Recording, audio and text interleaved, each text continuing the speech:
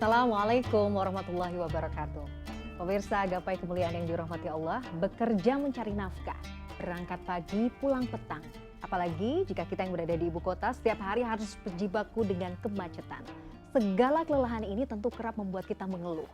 Dan disadari atau tidak, hal ini membuat pekerjaan kadang-kadang terasa menjadi lebih berat. Namun pemirsa, begitu mulainya Islam. Karena setiap lelah yang kita rasa bisa menjadi ladang pahala yang tidak ada habisnya.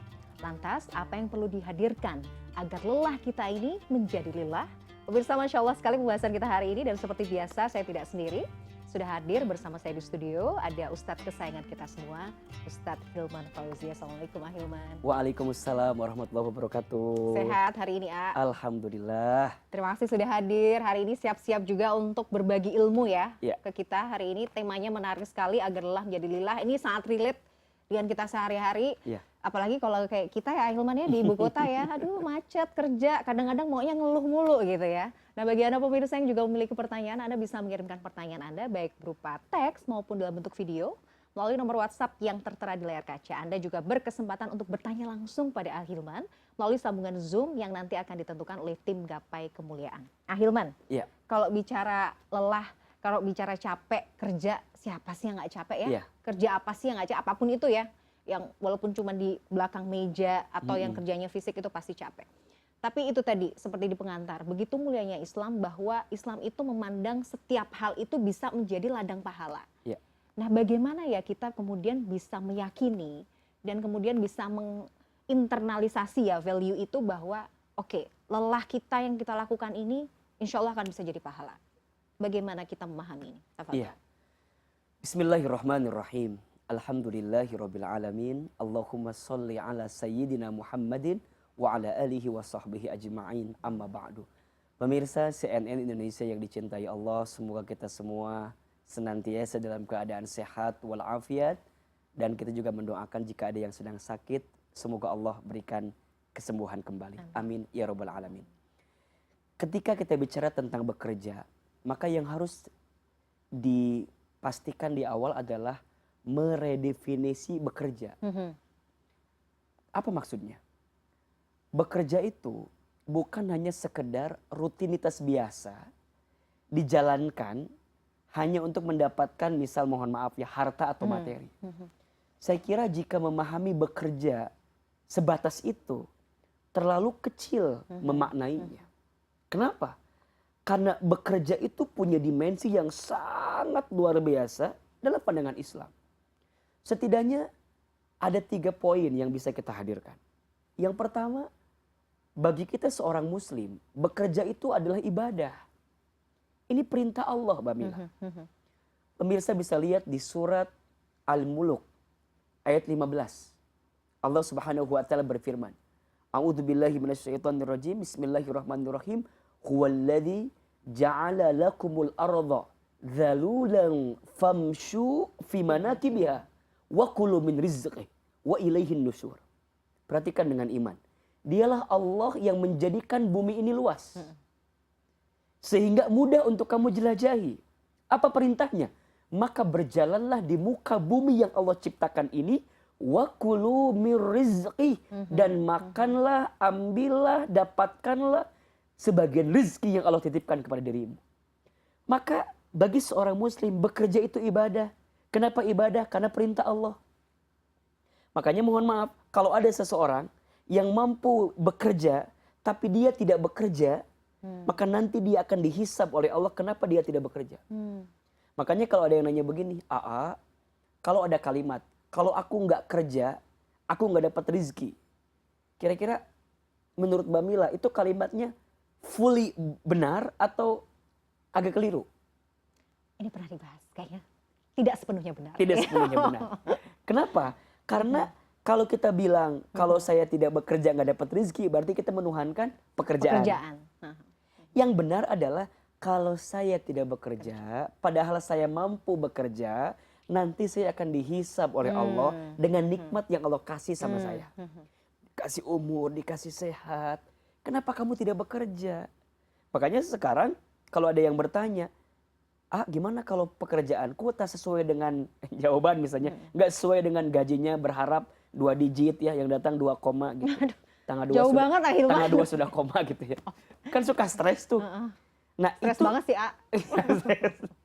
apalagi kalau kita misalnya belum diselesaikan ya kewajiban kita ya gitu, hak kita kan sedih banget kayak gitu kan. Ya jangan curhat Mbak Mila, tenang ya. Ya bukan pada bab ini ya. Jadi nah itu jadi sakit hati karena bekerja kita hanya sebatas mencari harta. Tapi kalau bekerja kita jadi ibadah, lihat. Berarti setiap langkahnya akan apa? Bernilai pahala kebaikan. Nah, apa pahalanya? Nanti saya sebutkan di belakang. Yang kedua, bekerja itu amal soleh. Bekerja itu amal soleh. Masya Allah. Kita kalau bicara amal kan kurang ya. Iya. Sholat belum tentu khusyuk. Baca Quran belum tentu benar. Infak sedekah belum tentu banyak. Haji umroh belum tentu mabrur. Kok jadi kita banyak kurangnya ya? Ya kan kurang nih. Terus gimana? Nah, semua gitu. cara menambah amal itu ya bekerja salah satunya. Masya Allah. Makanya orang yang bekerjanya serius, itqan ya, bersungguh-sungguh, memperbaiki diri, itu jadi amal soleh. Dan yang ketiga, bekerja itu jihad fisabilillah. Nah, ini penting. Bekerja. Coba bayangin, kalau kita mendefinisikan bekerja dengan 3 pendekatan itu saja. Bekerja adalah ibadah, bekerja adalah amal soleh, bekerja adalah bagian dari jihad fisabilillah. Apakah akan ada orang yang malas-malasan kerja? Enggak. Saya rasa enggak ya. Apalagi itu jadi amunisi sih, ya. Kalau dia tahu apa pahalanya. Nah, kita akan bahas nanti. Nah, sama satu lagi Ahilman. Berarti kita itu dalam bekerja juga harus menyiapkan betul niatnya dalam. Itu penting betul. ya. Nanti kita juga bahas ya. Nanti kenapa kita perlu mempersiapkan niat dalam bekerja. Betul. Ini menarik. Pemirsa jangan kemana-mana. Gapai Kemuliaan akan kembali setelah yang satu ini.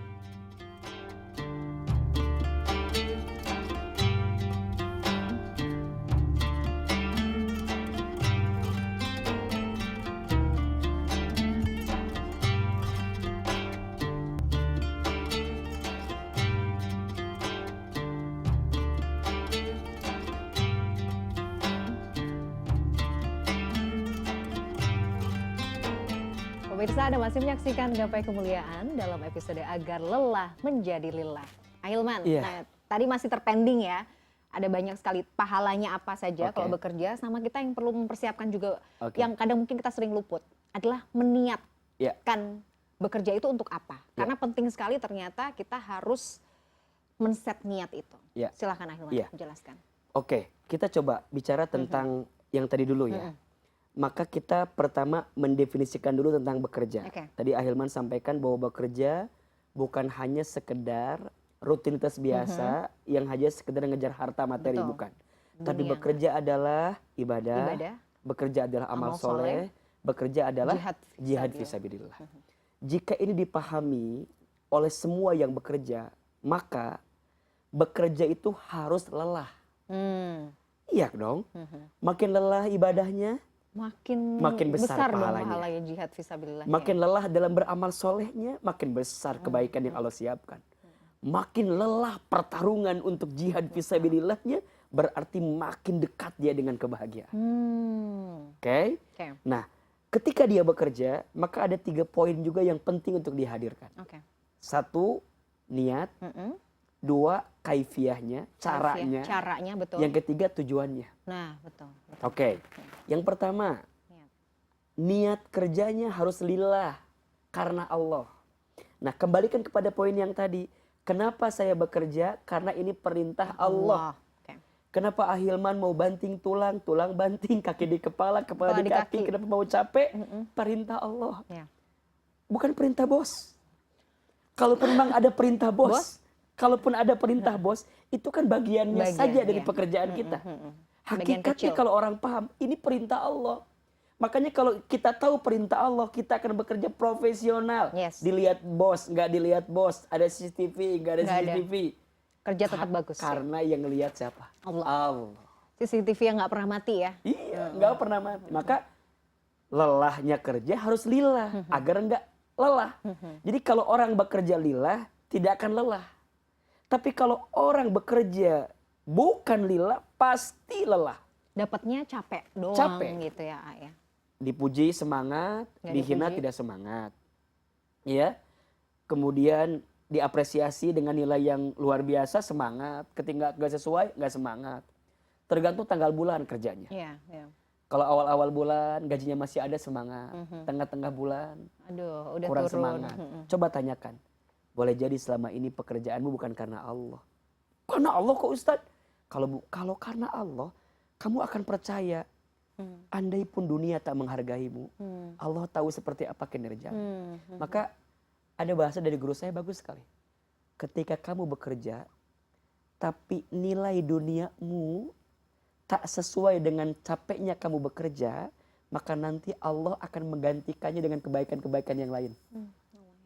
Contoh misalnya ya, kita kerja, kita tuh berpikir begini, harusnya gajiku 10 juta, tapi aku dapatnya 5 juta. Berarti kan spare setengahnya lagi. Nah, setengahnya ini, maka Allah akan gantikan dengan kebaikan yang lain. Anakmu soleh, istrimu baik, badanmu sehat, gitu. Dijauhkannya kamu dari musibah-musibah. Nah, itu cara Allah menggantikanmu dari apresiasi untukmu yang kamu rasa bahwa harusnya aku dapatnya sekian loh, A. Tapi kenapa dapatnya sekian, A? Maka udah nanti nih, sama Allah diganti dengan yang lain. Itu konsep berkah tuh di situ ya. Itu makanya mohon maaf, jangan pernah mencaci apa yang kita dapatkan dari pekerjaan kita sebatas pada harta yang kita terima. Terlalu kecil. Makanya bedakan gaji dengan rezeki, beda. Apa bedanya? Gaji terbatas. Nilainya ya kita bisa tahu ya segitu-gitu aja gitu loh. Rezeki tidak terbatas. Gaji ada tanggal bulannya, rezeki tidak ada tanggal bulannya. Gaji ada slipnya, rezeki tidak ada slipnya. Gaji bisa terlambat, bahkan mungkin gak dibayar-bayar. Tapi rezeki yang Allah tentukan untukmu tak akan pernah pergi darimu. Bukankah itu yang disampaikan oleh Sayyidina Umar bin Khattab radhiyallahu anhu?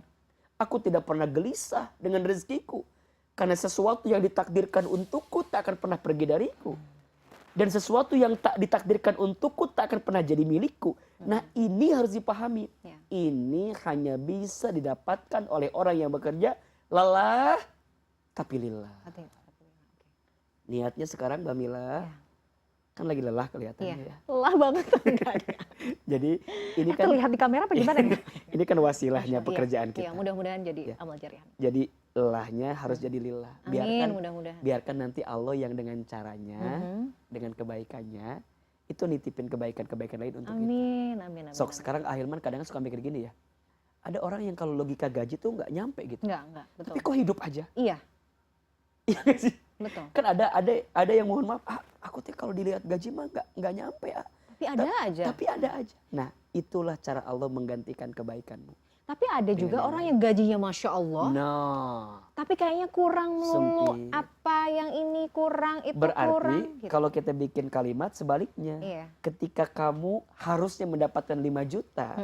Tapi kamu dapat 10 juta. Padahal kamu tahu pekerjaannya hanya 5 juta untukmu. Maka yang 10 juta kamu dapatkan itu akan menjadi sesuatu yang menyakitkan untuk dirimu. Gelisah, ngerasa hampa, sempit, nggak pernah cukup. Nah, makanya nanti ya ada cara untuk menyelesaikannya. Ya keluarkan infaknya, keluarkan sedekahnya, bersihkan dengan zakatnya. Maka mohon maaf, jika ada seseorang yang dikasih harta tapi dia nggak keluarkan kewajiban zakat, ya dia nggak mau berinfak sama orang karena padahal dia tahu ada hak orang lain yang harus dia bagikan. Maka ini nanti akan menjadi kunci yang ngunci keberkahannya. Nauzubillah jadi kotoran. Ya bayangin, kotoran di tubuh kita harusnya dikeluarin apa yang terjadi. Pasti jadi penyakit. Maka yang pertama yang perlu diperhatikan dalam bekerja adalah niatnya. Lillah. Yang kedua kaifiyah, caranya. Ya, Islam mengajarkan kepada kita untuk mencari yang halal dan mencari yang thayyib. Ini penting. Ya, karena urusan harta itu 2 pertanyaannya. Min aina iktasaba wa fima anfaqah. Dari mana harta yang kamu dapatkan dan dibelanjakan kemana harta itu. Maka kita harus memastikan sebesar apa pendapatan kita itu dari mana pendapatannya. Dan setelah kita dapat dibelanjakan kemana. Ini penting. Maka bekerjalah dengan baik. Ya. Cari yang halal. Jangan zolim sama orang. Jangan nipu orang. Ya. Jangan melakukan sesuatu yang diharamkan. Karena mohon maaf, di antara faktor kenapa doamu belum dikabulkan karena masih ada harta haram yang kamu makan. Ya, kenapa engkau seringkali merasakan kesulitan dalam hidup? Boleh jadi kan ada maksiat yang kamu kerjakan. Maka itu jadi bahasan yang harus membuat kita lebih waro gitu ya, Iya, hati-hati hati-hati. dalam melangkah. Ya, termasuk mohon maaf ya, hati-hati dengan zolim kepada orang lain pada urusan harta. Karena kalau kita salah kepada Allah, kita bertobat, menyesal, berhenti, dan berjanji untuk memperbaiki diri, itu selesai. Tapi kalau sama orang, urusan ada harta, jika belum diselesaikan, maka itu akan menggantung sampai engkau kembali kepada Allah. Apalagi bab harta. Makanya hati-hati sekali. 1 dinar yang kamu ambil dari hak orang lain, maka itu yang akan membuat hisabmu menjadi sulit di hadapan Allah Subhanahu wa Ta'ala. Maka urusan harta tuh dalam bekerja kudu jelas akadnya. Makanya wajar ya kalau ada pertanyaan, siapakah orang yang kemudian akan mendapatkan naungan ketika nanti di hari kiamat, ketika tidak ada naungan yang lain selain Allah. Maka jawabannya adalah, salah satunya adalah imamun adil, pemimpin yang adil. Artinya seseorang yang kemudian dia punya karyawan misalnya, dia punya bawahan, dia punya, itu kan makna pemimpin yang adil seluruhnya. Ketika dia berbuat baik sama bawahannya, sama karyawannya, maka dia akan dapat naungan itu. Tapi kalau dia zolim, maka mohon maaf, boleh jadi tanggung jawab dia akan semakin berat di hadapan Allah karena kezoliman yang dia lakukan. Makanya di Islam kan diperintahkan, bayarlah upah sebelum keringatnya kering. Coba, bayarlah upah sebelum keringatnya kering. Itu luar biasa. Makanya keberkahan bagi seorang pengusaha yang punya karyawan, itu kadang-kadang keberkahannya itu datang dari mana? Dari kebaikannya kepada karyawan. Karena dia berpikir bukan hanya karyawannya, tapi di belakang karyawannya ada siapa? Boleh jadi orang tuanya, ada anaknya, ada saudaranya. Berkah. Makanya lihat, orang yang kemudian baik gitu ya kepada orang, itu diberikan kebaikan juga.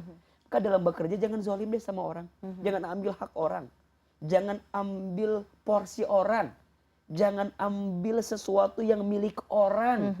Maka akhirnya kamu nanti yang akan terjerumus dengan keburukan. Makanya hati-hati. Ya terutama kita yang barangkali diizinkan gitu ya, punya kedudukan, ya kan, dengan tanda tanganmu mempengaruhi orang. Ya enggak? Dengan SK yang kamu berikan itu menentukan orang itu seperti apa. Dipikir-pikir, dilihat-lihat. Satu orang menangis karena sikap zolim yang kamu lakukan, maka tangisan itulah yang akan membuat dia memberatkan dirimu dalam hidup. Makanya jangan sungkan-sungkan lah minta maaf sama orang. Maafin kita kalau ada salah. Karena khawatir kan. Nah terus gimana? Ya sekarang balik juga sama. Seorang karyawan yang ada di bawah, kita juga jangan zolim sama pimpinan. Kalau pimpinan kita udah mengamanah pekerjaan ke kita, ya selesaikan dengan baik. Jadi maksud zolim itu bukan hanya dari atas ke bawah ya. Dari bawah ke atas juga bisa gitu. Maka saling menjaga itu. Jadi kalau misalnya bekerja tidak sesuai dengan porsinya, tidak sesuai juga dengan kapabilitasnya, bekerja ogah-ogahan, itu juga bagian dari zolim sebenarnya. Makanya dalam konteks yang lain, Nabi menyampaikan, jika engkau menyerahkan sesuatu kepada yang bukan ahlinya, tunggulah kehancurannya. Betul. Ini kan makna yang lebih luas gitu. Ketika engkau menitipkan amanah sama seseorang, tapi seseorang itu memang tidak pas dan tidak punya kapabilitas, berarti engkau sedang menanam keburukan yang akan datang kan. Makanya dalam bekerja, porsinya harus dipastikan. Jangan zalim ke orang, jangan nyakitin orang. Maka ada dua istilah dalam kaidah usul itu kan. La dharara wa la dirara, la tadlimuna wa la tudlamuna. Janganlah engkau berlaku madharat, dan engkau pun juga mendapatkan kemadharatan dari orang. Dan yang kedua, jangan engkau zolim sama orang, dan janganlah engkau pun dizolimi sama orang. Dua prinsipnya. Maka sekarang, ya ketika kita bekerja nih, lihat, ini madharat gak ya? Ada yang tersakiti gak ya? Ada yang terzolimi gak ya? Maka mohon maaf, ini kalimat yang sering Ahilman sampaikan. Jadilah mulia dengan tanpa merendahkan orang lain. Jadilah besar dengan tanpa mengecilkan orang lain. Dan jadilah bahagia dengan tanpa menyakiti hati orang lain. Kamu bisa bahagia di atas tangisan kesedihan orang lain yang kamu zolimi, maka sungguh kebahagiaanmu itu akan merenggut kebaikan-kebaikan lain dalam hidup. Maka sekarang berhati-hati dalam semua kebaikan-kebaikan kita. Jangan sampai kamu merasa lelah, kamu dapat uang banyak, tapi di saat itu kamu menzolimi orang lain. Maka kaifiahnya harus dilihat. Dan yang ketiga adalah dalam bekerja harus disyukuri, ya, harus ditawakali. Itu. Baik. Makanya syukur dan tawakal itu dua hal yang harus dihadirkan. Nah nanti pembahasan detailnya di segmen berikutnya ya Ahilman. Sama satu lagi pertanyaan saya, misalnya kita ada dalam kondisi kita bekerja yang kita tahu sebenarnya ada pelanggaran syariat di situ. Bagaimana? Apa yang harus kita lakukan? Nanti dijawab ya. Pemirsa jangan kemana-mana. Gapai Kemuliaan akan kembali setelah yang satu ini.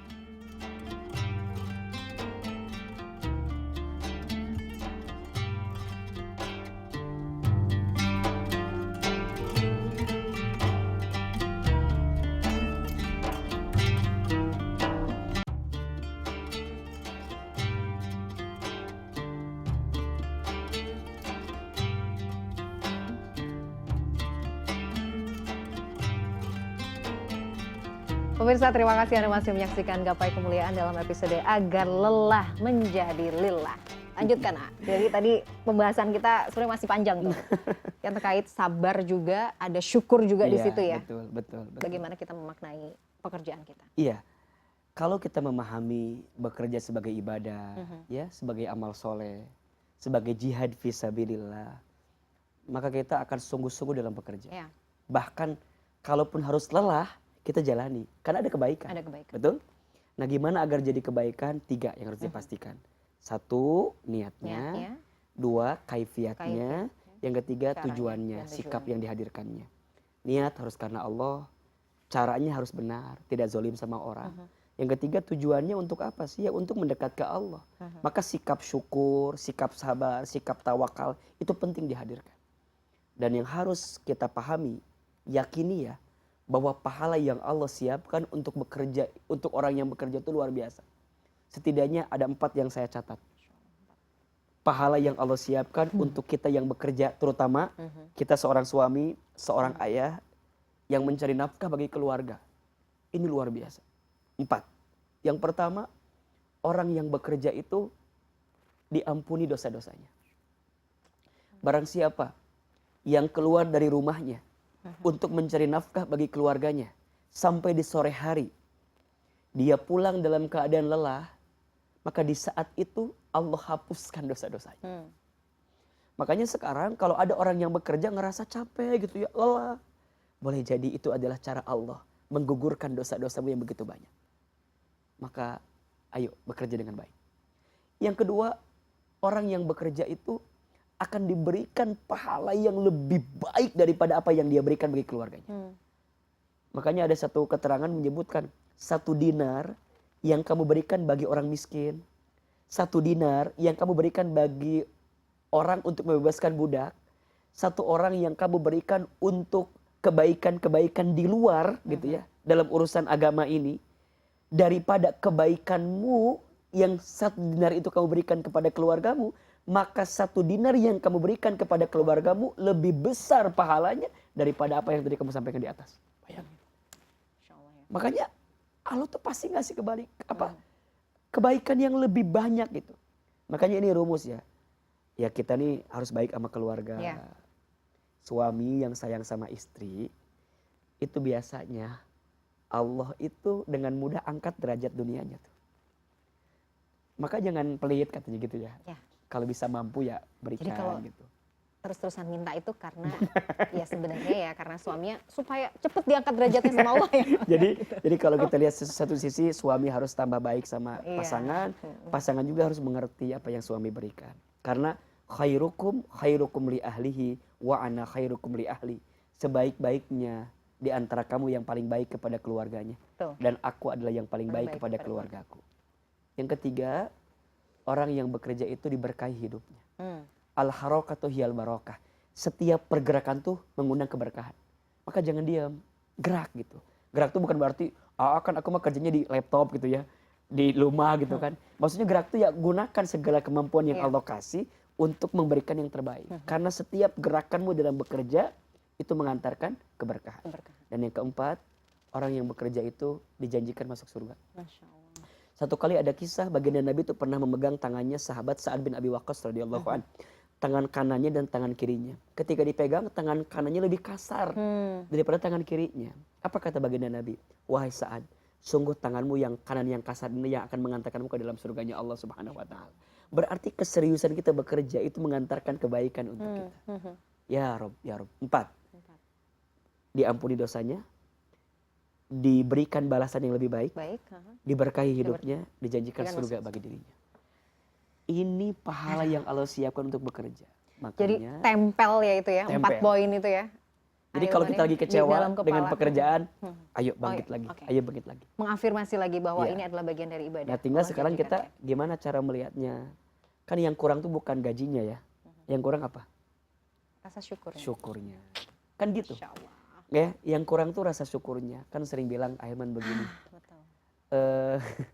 Rizki Allah itu mudah, yang sulit pikiran kita. Rizki Allah itu lapang, yang sempit hati kita. Ya, rizki Allah itu murah dan Allah ngasih banyak kebaikan. Yang sering mahal itu adalah gengsi dan gaya hidup. Gaya hidup. Makanya sekecil apapun pendapatan kita pasti cukup untuk hidup. Ya.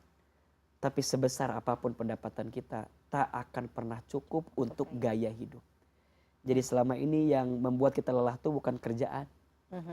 Tapi gaya hidup kita. Dikit-dikit nongkrong gitu kan. Makanya ada bahasa lebih besar apa? Pasak. Iya, lebih besar pasak daripada tiangnya. Iya, kan gitu. Sebenarnya kalau kita mampu menghadirkan sikap syukur, ya pada akhirnya pasak akan sesuai dengan tiangnya kan. Iya. Karena yang menempatkanmu untuk ada pada posisi lebih besar pasak daripada tiang kan bukan keadaannya. Karena kamu sendiri yang merencanakan itu. Makanya senanglah sekedarnya, sedihlah secukupnya. Itu poinnya. Itu aja. Ahilman, tadi pertanyaan saya di segmen sebelumnya, bahwa bagaimana kalau misalnya kita bekerja dalam situasi yang kita tahu ada pelanggaran syariat gitu. Apakah kita harus keluar, tapi di sisi lain mungkin kita masih belum punya pegangan yang lain ya, khawatir kira-kira kalau nanti saya keluar bagaimana dengan kondisi anak istri. Menafkahinya kan akan lebih sulit gitu. Gimana ya solusinya? Ada dua barangkali yang perlu kita jelaskan terlebih dahulu. Yang pertama, jika memang sudah mutlak pelanggarannya, tinggalkan. Allah Maha Kaya, rizkinya sangat luas. Maka jangan pernah takut ketika engkau meninggalkan sesuatu yang mutlak ya. Kita tahu memang ini melanggar. Mencuri, mengambil hak orang lain, ya jelas gitu, tinggalkan. Jangan takut dengan apa yang Allah titipkan bagi dirimu, padahal kamu tahu bahwa itu adalah sesuatu yang ini melanggar aturan Allah. Kembali lagi bahasan Ahilman yang pertama, bumi Allah kan luas ya? Iya. Cari karunianya di tempat lain. Jadi kalau udah jelas mutlak keharamannya, tinggalkan. Nah tapi yang kedua, jika kita masih merasa bahwa ini masih ada perdebatan gitu, masih ada sesuatu yang bisa diperbincangkan gitu. Kan ada tuh ya, ada pada konteks tertentu yang barangkali kita harus putuskan dulu. Nah maka lihat keadaannya. Jika engkau bekerja di situ dan engkau tahu memang ada kesalahan walaupun belum bulat ya, tapi tahu salah, maka yang pertama minimal ingkari dulu. Di hati itu benci dulu pekerjaan ini, bahwa ini bukan pekerjaan yang baik gitu. Nah yang kedua, buat waktu batasan sampai kapan ada di sini, sambil menyiapkan perahu baru agar ketika kita nanti pindah atau membakar perahu ini akan dapat perahu yang lebih baik. Nah baru yang ketiga, setelah itu baru kita loncat. Saya kira itu menjadi lebih bijak daripada sekaligus. Makanya konteksnya dilihat dulu. Kalau jelas, langsung tinggalkan. Tapi kalau masih ada perdebatan, apalagi mohon maaf dengan kondisi kita yang masih sulit, dan kalau kita meninggalkan pekerjaan ini tentu akan lebih banyak madorotnya gitu. Maka ayo coba dijalanin dulu, tapi ada kebencian di hati, ya kan? Kemudian yang kedua, kita punya batas waktu sampai kapan akan meninggalkan ini, dan yang ketiga kita Bismillah. Bismillah aja ya. Pasti Allah akan memberikan solusi. Masya Allah, ini pembahasannya menarik sekali ya. Agar lelah menjadi lillah. Kalau tadi berarti kita berangkat kerja misalnya di ibu kota macet-macetan capek, itu bisa jadi poin tambahan pahala. Betul, ya Ahilman ya? Betul, tergantung. Waktu macetnya ngeluh nggak? Ya, jangan kemudian mengutuk keadaan gitu misalnya. Kalau waktu macetnya jadi bahan zikir. Masya Allah ya. Waktu macetnya di mobil jadi bahan murotal, baca murotal Quran, kan jadi baik. Tuh, kan? Tapi kalau macetnya jadi ngeluh, jadi nyalahin jalan, padahal jalan gak punya salah. Apalagi nyalahin mobil orang lain. Iya. Pada mau kemana sih orang itu? Orang juga bilang, anak kamu mau kemana? Sama-sama. Betul. Ya pada akhirnya kalau ada masalah, yang salah pasti sikapnya, bukan masalahnya. Baik. Sama kalau ada orang yang lagi ujian, nggak lulus, yang salah bukan soalnya ya. bukan soalnya, pasti jawaban kita. Masya Allah. Ahilman, ini tuntas sudah nih pembahasannya, lengkap, insya Allah bisa menjadi ilmu yang bermanfaat. Terima kasih Ahilman atas ilmunya dan waktunya. Pemirsa, tidak terasa kita sudah sampai di penghujung program Gapai Kemuliaan. Semoga apa yang tadi kita bahas bisa menambah keimanan kita kepada Allah Azza wa Jalla. Saya Meladia Rahma dan juga Ustadz Hilman Fauzi undur diri. Insya Allah kita akan jumpa kembali pada Gapai Kemuliaan berikutnya. Wabillahi taufiq wal hidayah. Wassalamualaikum warahmatullahi wabarakatuh.